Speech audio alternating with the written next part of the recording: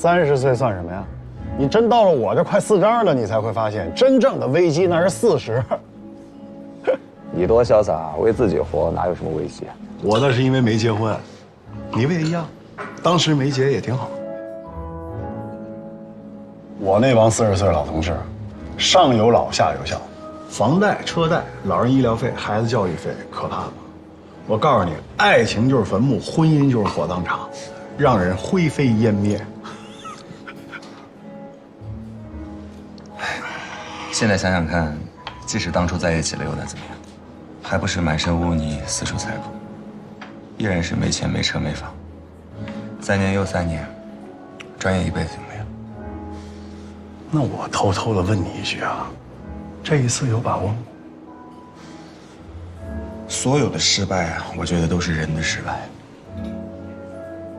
这次你来帮我，我一定有把握。40岁，咱们再闯一次。还没忘了忽悠我呀？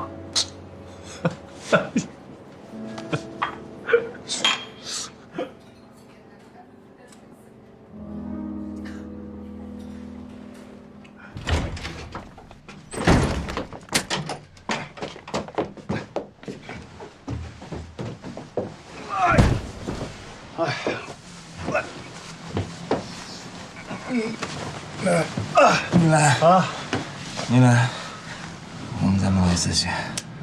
好，我给你倒杯水啊。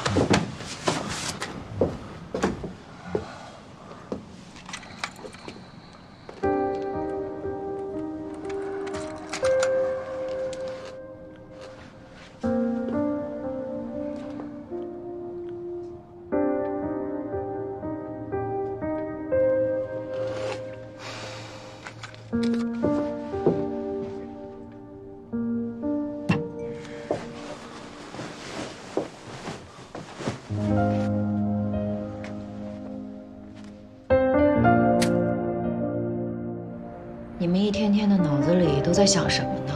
连产品的定位都搞不清楚吗？这款洗衣机主打的是洗护烘一体，一件白衬衫扔进洗衣机，30分钟之后不但洗干净了，一丝皱褶也没有。它的受众群体会是谁呢？你们别告诉我啊，是坐在家里看电视的大爷大妈。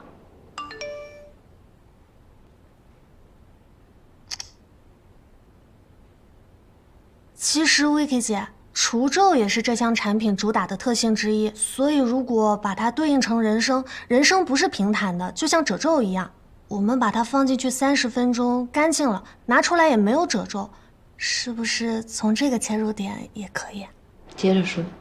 成年人的世界各有各的不易，但留给每个人的悲伤时间只有30分钟。小米，你就按照这个思路，再整理出一个方案。行了，你们继续讨论，我还要去下一个会。等一下，Vicky 姐，怎么了？其实这个不是我自己的创意，是之前那个于经理的创意。你还有脸说？你们连甲方自己写的东西都比不过，怎么去跟市场上的创意大神比稿？懒得说你。下班之前，每个人再整理出2个不同的思路给我。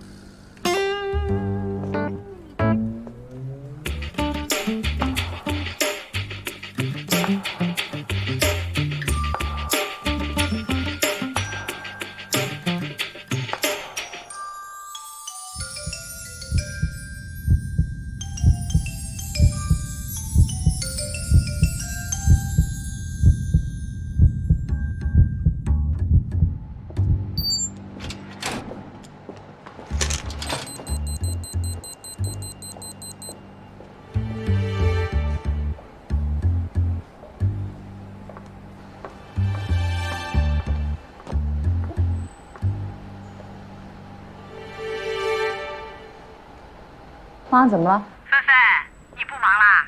忙，你长话短说。还有，你别再叫我芬芬了。哦，房子我们去看了，120平。你弟弟说以后你回来再也不用住老房子了，因为有一间是专门留给你的。不用，我回来就住酒店。房子呢，让他们买2居室，90平以内。2居室、3居室，也就是差个10来万块钱。你买个包都好几万，那你就少买2个包嘛。我买包花的是我辛辛苦苦卖命赚的钱，他们要自己有钱买500平，我也管不着。还有钱我可以付，房本必须写我的名字。他是你亲弟弟，写你的名字，写他的名字，不是一样的吗？弟弟是亲弟弟，弟媳妇儿不是。我也不怎么相信，才跟他看对眼就让他买房子的女人，是不是真的能跟他踏踏实实过一辈子？你怎么就不能念你弟弟的好呢？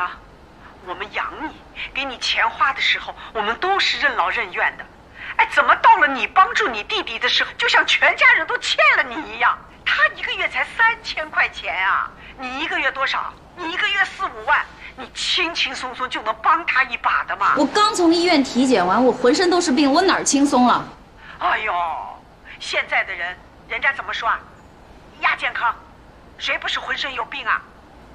行了，不说了。房子2居室，90平以内，名字写我的，他们只有使用权。我还赶着开会，我不说了，挂了。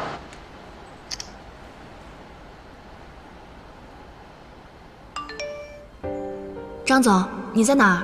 大家都到齐了，就等你了。胡说！哪有什么时间让自己悲伤30分钟啊？30秒还差不多。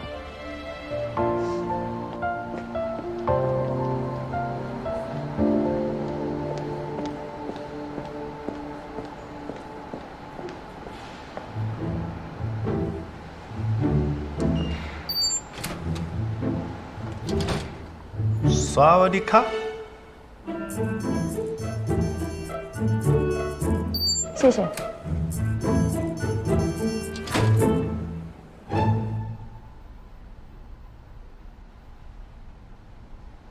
你去我们公司啊？你谁啊？没看出来吗？一个没有感情的杀手。啊？李阳，不认识吗？李阳，我们公司没这号人啊。李阳，就是没事喜欢穿着黑色风衣，戴着墨镜，拿着盆栽出门就，砰，砰。有病。有用。你多大了？约等于30。那年纪也不小了，怎么还那么幼稚呢？哎，好好上班挣钱不行吗？学别人当什么行走的撩妹机器？到了我这个年纪，你就会知道钱并不重要，重要的是心动啊。我觉得这墨镜吧，遮挡了你的视线。姐姐，我今年39岁了，等你到了我这个年纪，你就会明白，相比较起不切实际的爱情，钱更重要。哎，等等，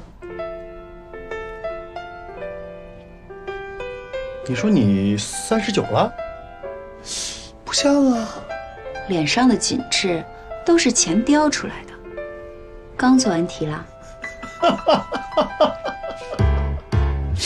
哎呀，真没想到，像你这么大年纪的小姐姐还这么带劲儿呢。你说话注意点，离我也远一点，否则我告你性骚扰。啊，别，其实我是去41层。41层，新来的那家公司吧，繁星科技。副总裁负责市场，今天刚刚来上班，名片没带。我带了，我是光谱营销张青。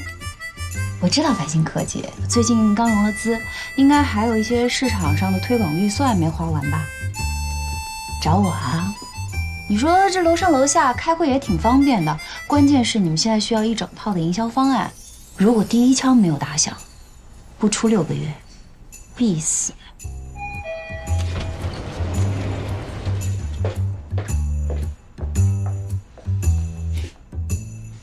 你才是那个没有感情的杀手啊！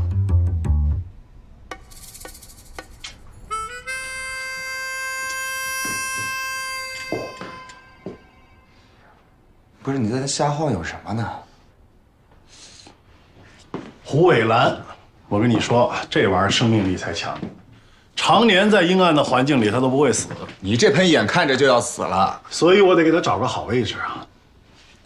一大爷踩着3轮车卖，天天晒太阳，你看，中间了。那大爷是不是跟你说，小伙子，盆栽可便宜，买不买啊？5块钱。哇哦，你怎么知道的呀？但大爷没叫我小伙子，他叫的我帅哥。我就知道你送不了我贵人。说正经的，打算给我多少股份？别这么看着我呀！刚才电梯里碰一女的，太带劲了，我觉得我已经爱上她了。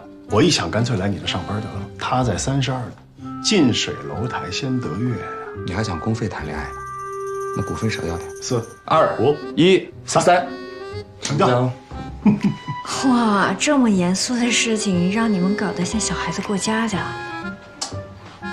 苏总，这男人呢，他到了40岁，也还都是个孩子。你这话说的，女人就活该当妈呀？谁不想当孩子啊？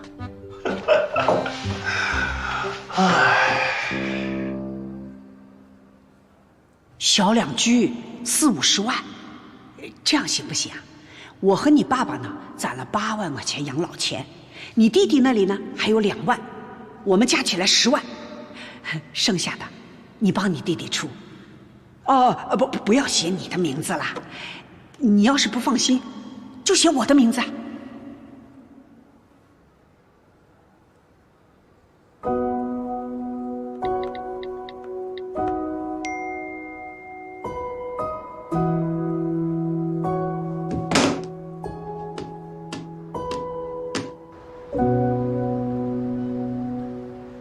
李年欢，你这2天忙什么呢？也没个信儿。怎么了？怎么在医院啊？我没事儿，是徐元松住院了。哦，他怎么了？他在工厂摔了一跤，腿摔的有点问题，现在住院呢。我陪他。行吧，那你忙吧，你别太累了，头3个月要休息好的。我知道了，你放心吧。你怎么样啊？我被房东赶出来了，还没找到合适的房子，也没找到工作，现在住在快捷酒店里，每天吃着周围最便宜的外卖。我有一种想回老家的感觉了。啊，心疼死我了。不过现在学校都越来越好，你甘心回老家吗？挂了，再见。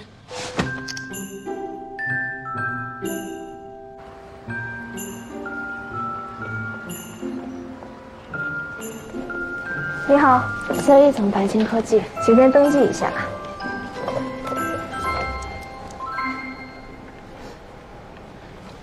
去干什么也要写上。好。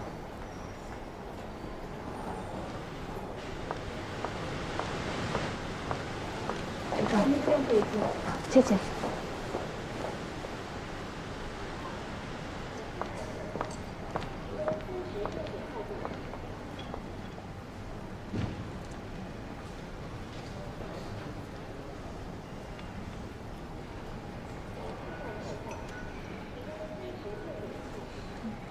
我们是一家初创公司，所以加班可能会比较多，工作压力也不会小。我们徐总说了，这就是一场冒险，很有可能开到一半船翻了，所以我们一般都会把这种情况说在前面。没关系，我喜欢加班，我也喜欢挑战。之前一直在甲方，其实对我来说已经没什么挑战了。就你们这种互联网创业的公司，一个人都当几个人用，很利于我成长。那我方便问一下你，单身没孩子，受过情伤，不打算结婚。不是，我是想问一下你在上一个公司的薪资大概是多少？哦，186是私薪。我们这边目前可能给不了你那么高的薪资，市场经理的薪资大概是在8800左右。8800，这么低啊？不过我们徐总说了，如果新一轮的融资顺利的话，会给大家涨薪的。郝总，人事说有人来面试了，还挺合适的，问您要不要过去看看？一面你就让人事自己定就好了，不要麻烦郝总了。哎，不，我要去的，等我一下啊。好。一共就给我3个名额，我可得精挑细选。我告诉他们了啊，不搞那些形式主义，什么1面2面都不要。我去看完定好了，明天就让他们入职干活。你们开会啊。这好真是可以啊。那可不，多少年好兄弟了。工资呢？我的权限就到这里了。过一会儿市场部负责人过来。不好意思，打扰了。你好，你好。你好，于家恩。好真实。于家恩。郝总，你们认识啊？认识。没事，你先忙吧啊。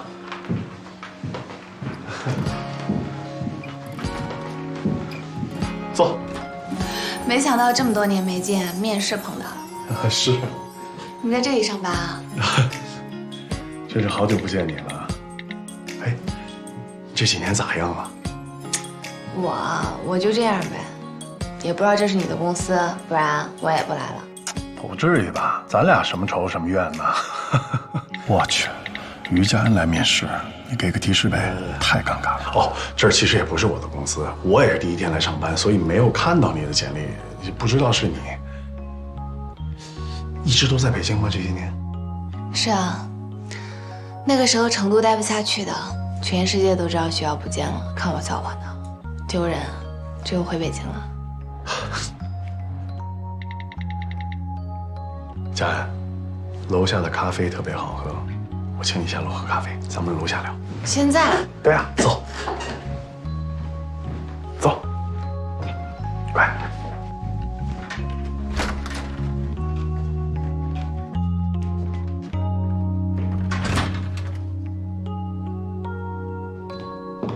徐阳，这个面试要不要一起去看看？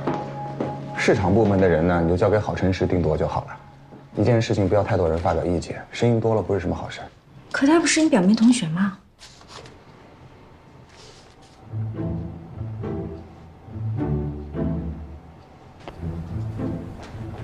快！你怎么那么紧张啊？有吗？很明显啊。喂，佳恩，我把你的简历呢推给我前公司，他们那儿工资给的比我们这儿高。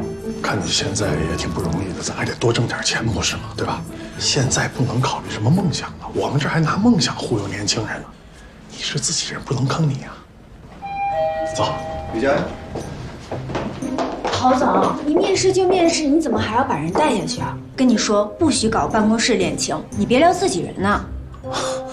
不是你们怎么出来了？他不是许耀表妹同学吗？我们想一起听一下呀。不用。好呀。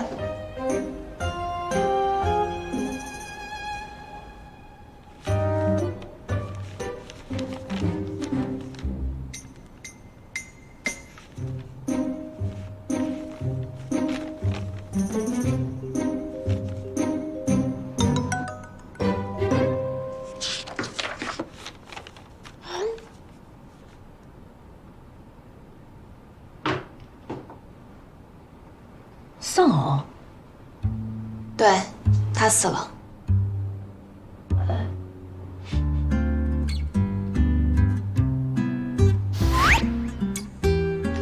不好意思啊，我习惯性念出来，没有别的意思。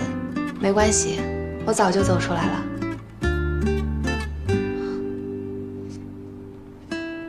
我看你之前有创过业啊？对，负责什么？算是互联网创业吧，我负责市场的开拓和营销。不过我看你之前是学服装设计的，怎么跟现在专业跨度那么大呀？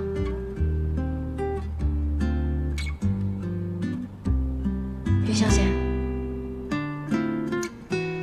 ，20几岁的时候，因为很坚定地相信某个人，以及那个人给你承诺了很多美好的未来，所以算了，年轻嘛，谁不碰到几个垃圾呢？我也没分出来，它到底是可回收垃圾还是不可回收垃圾。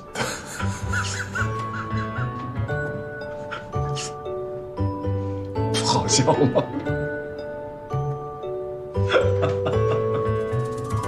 我觉得于小姐还挺幽默的。一般这个不可回收的垃圾啊，它的处理下场都是焚烧。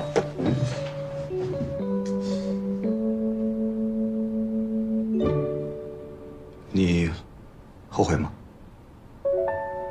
创业。后悔啊。为什么？是没能成功吗？曾经我以为创业是为了让我们拥有更美好的生活，但没想到它毁掉了我的美好生活。毁掉了你的美好生活，那他的呢？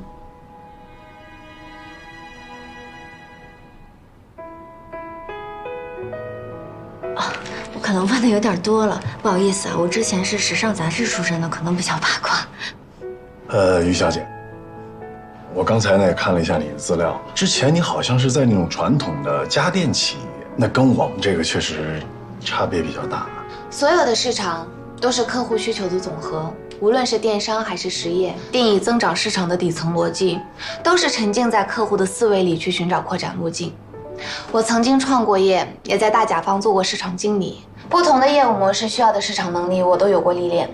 尤其是当年我创业，因为没有钱，每一步执行都要我自己上手，所以我很清楚的知道乙方给甲方挖的坑在哪里，水分在哪里。我认为这是我最匹配你们的优势。我觉得挺好的，徐阳，你觉得呢？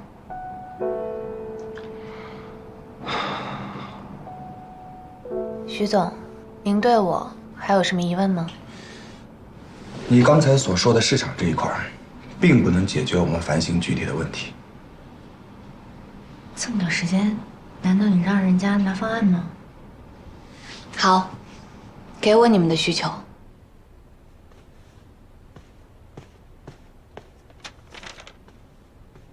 这是我们的营销广告脚本，你看一下。讲的是一对北漂的情侣，女孩因为工作要出席宴会，她动用了他们2个人的储蓄，买了一条非常昂贵的裙子。因为这件事情，2个人吵了起来，最后分手。在女孩要结婚的时候，男孩给她买了1整年的繁星会员。他对那个女孩说：“希望你不用再为没有体面的衣服而掉眼泪。”还挺狗血的哈。你觉得狗血？于小姐，那从你专业的角度，你觉得问题在哪儿？不懂女性，没有真正站在女性的立场。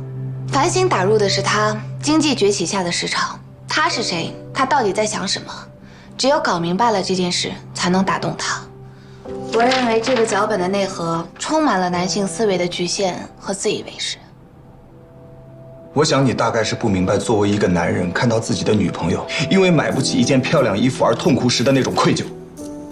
徐总，你大概也不懂你女朋友为什么要哭吧？故事，我说的是脚本里的故事。故事里的女孩，她哭，她吵架，她不是为了一条裙子，而是她付出了所有的努力，竟然还买不起那条她梦想中的裙子。她不是为了裙子而委屈，她是为了整个生活而委屈。如果是我来做，换个思路，主题是你的努力足够美好。繁星的优势是用更少的价钱去满足更高的需求。繁星应该传递的是，你的每一份看上去也许微小的努力，都值得橱窗里那一份遥不可及的美好，也足够美好。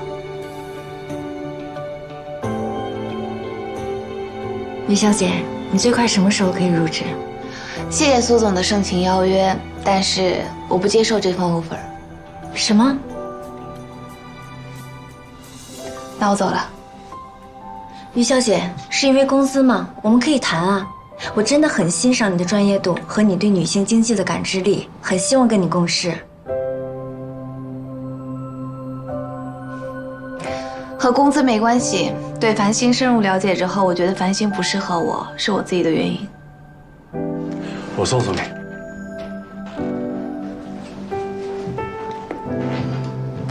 苏总，谢谢你的欣赏。我刚才提的方案，如果你喜欢，送你们了。谢谢。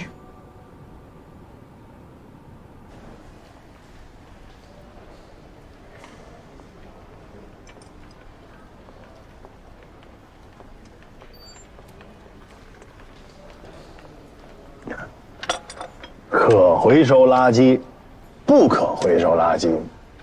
许阳，你是什么垃圾？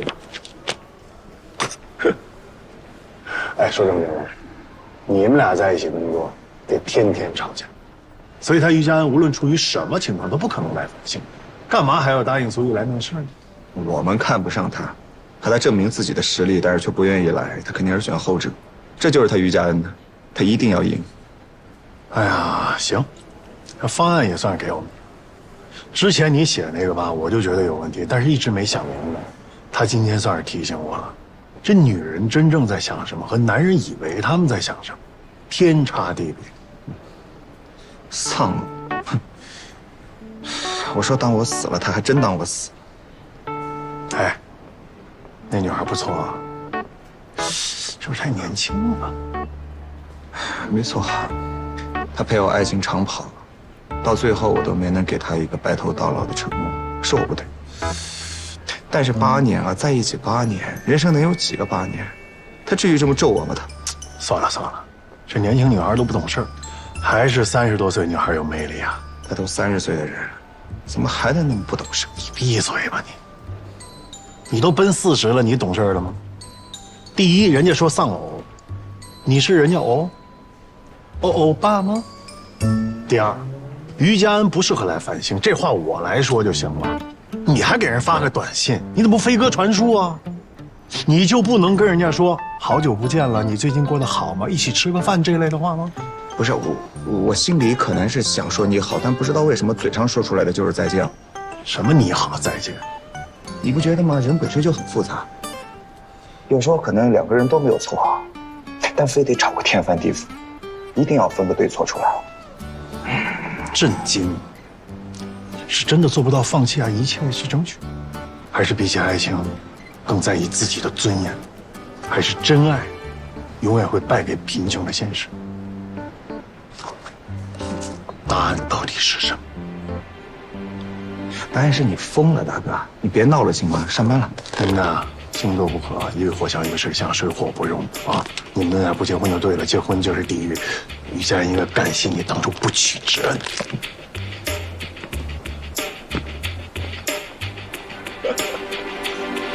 1000万有1000万的做法，花钱谁不会啊？这别说1000万了，我刚做完一个3000万的全案，你知道带动了多少销售额吗？1个亿呀，王总。没问题啊，我可以签带销售考核的合同。好，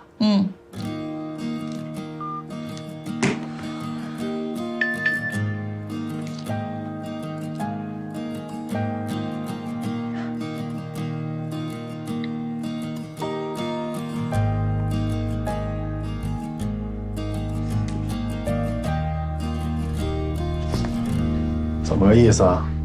这领导指示的明确点。你人脉广，你帮我推推他。他那么要强，别掺和。所以我不掺和，我让你掺和嘛。行，我看着办。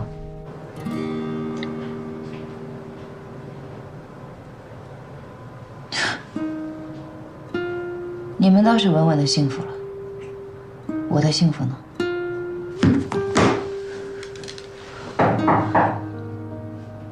进。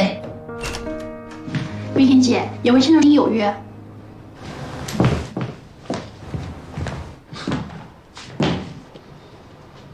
有约吗？有啊。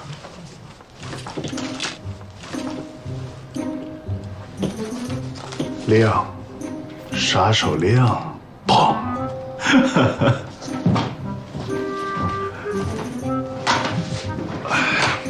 上班时间只谈工作，绝对是工作。他怎么样？用了吗？人挺好的，但是我们庙小，别耽误人家前程。庙小，那就是穷呗。这位小姐姐说话怎么这么直接呀？这位小哥哥，你怕是走错地方了。我们这的佛呢，牌面都不小，你付得起吗？别呀，我可是诚心诚意的。我之前还看了你公司的 case 呢，确实不错，还捧红了几个女性的品牌。预算多少？预算不重要，重要的是效果。咱得看长远了呀，把第一枪打响了，那以后我们融资进来了，给你们公司的就是年单啊，对吧？开会它也方便呢。哎，干嘛去？走啊！上哪儿啊？让我们客户总监和策划总监给你们评估一下。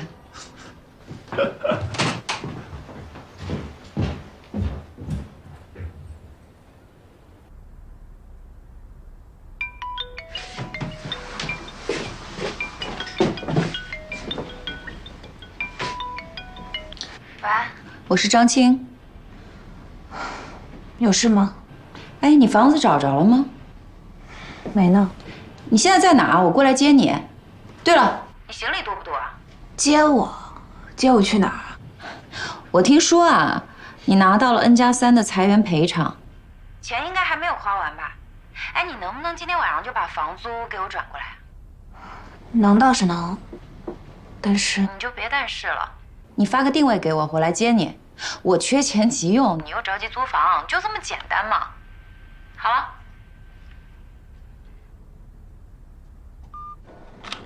线上用户的问卷调查结果出来了，用户反馈最多的还是款式问题，觉得可以选择的款式不够多。我最近也在想这个问题，我们的买手人手不够，以及不能大量囤货积压资金的原因，款式确实是太少了。还是模式有问题。什么模式啊？买手进货的模式得调整。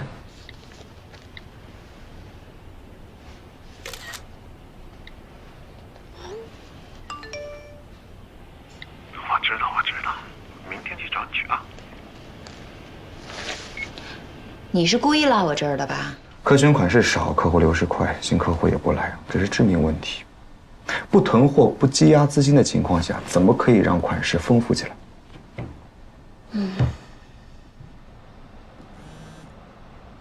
你呀，别来白娘子丢伞那个老套路了。你一会儿不用过来拿，我让部门的小朋友给你送上去。这蓝牙怎么还断了？你是？看来这32楼女高管对你没什么兴趣啊。这也太小看我了。我更看重的是他们公司的实力，才让他们负责咱们的营销业务，也算是牺牲我的美色为咱们公司打天下了。女人都是感性的，你必须先感动她，她才能给咱们公司打折呀，对吧？行，60万的预算，600万的效果，成不成呢？就看你的美色有几分了哈。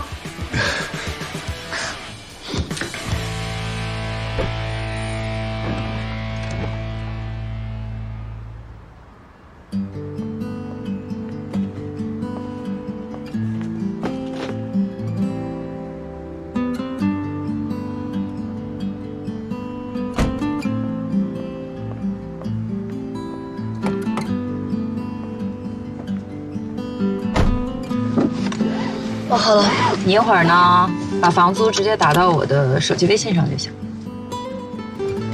开着好几十万的车，就缺我这每个月给你的5000房租应急啊！室友守则第1条，我不想说的你就别问。哦。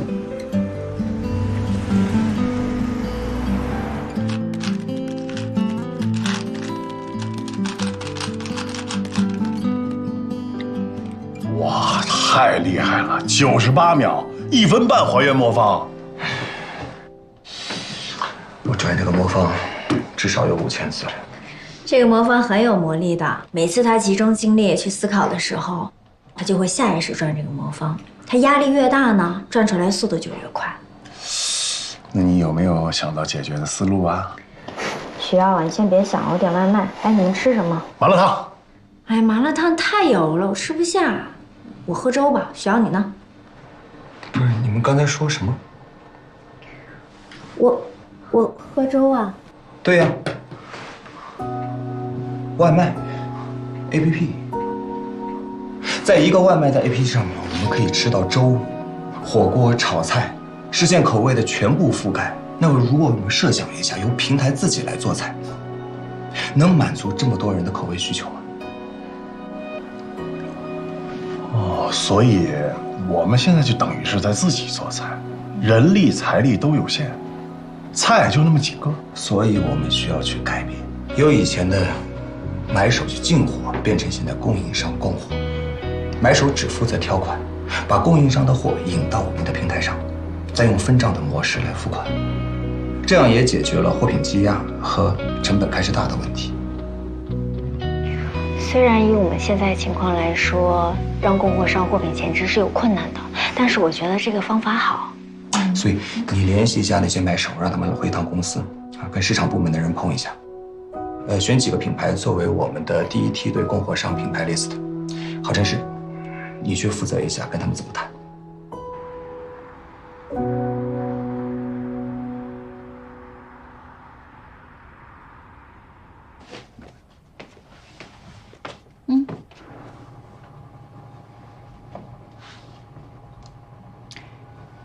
你是不是也在想，哇，我居然也能住在看得到北京 CBD 区域的房子里了？我来看这个房子的时候啊，工资不到2万，这儿的房租要1万，我花了近1半的工资租下了这里，是因为我相信，住在能看得到4环的房子里，已经是一种成功。5000块钱的房租对我来说还是挺贵的，可我想了很久。刚毕业，在通州租房，每天花5个小时上下班，30岁了还在通州看房子，这8年简直白活了。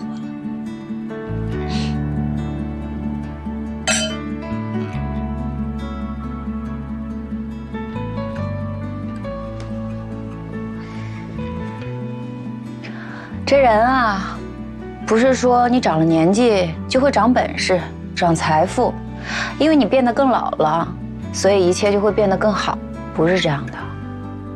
你看，像我，到了快40岁的关口，还得过着跟人合租的生活，丢人呢。我刚毕业那会儿，我和3个女孩租了个开间，每人1张单人床，各占1面墙。我们把团购拍的黑白写真挂到墙上，就挂到了自己床头的正上方。有一天我男朋友来看我，他说他情不自禁的就想要对照片上的4位一一鞠躬。谁让你们拍黑白写真的？哎，我刚毕业那会儿，我还住过地下室呢。后来好不容易就搬到地面上跟人合租了，那房东呢把3居室给隔开，居然住得下8个人，男的女的都有，上厕所都得摇号。有一次呢，我发烧住院，好几天没回来。回来之后，我那些个室友没有一个人问我这些天去哪儿了。我当时真的觉得，我就算是死在北京了，也没有人知道。22岁住通州，27岁住双桥，30岁托你的福住到这儿来了。张婷姐，谢谢你。今天晚上我站在这里，我突然觉得我的人生还是有希望的。只要不放弃努力，一定会前进的。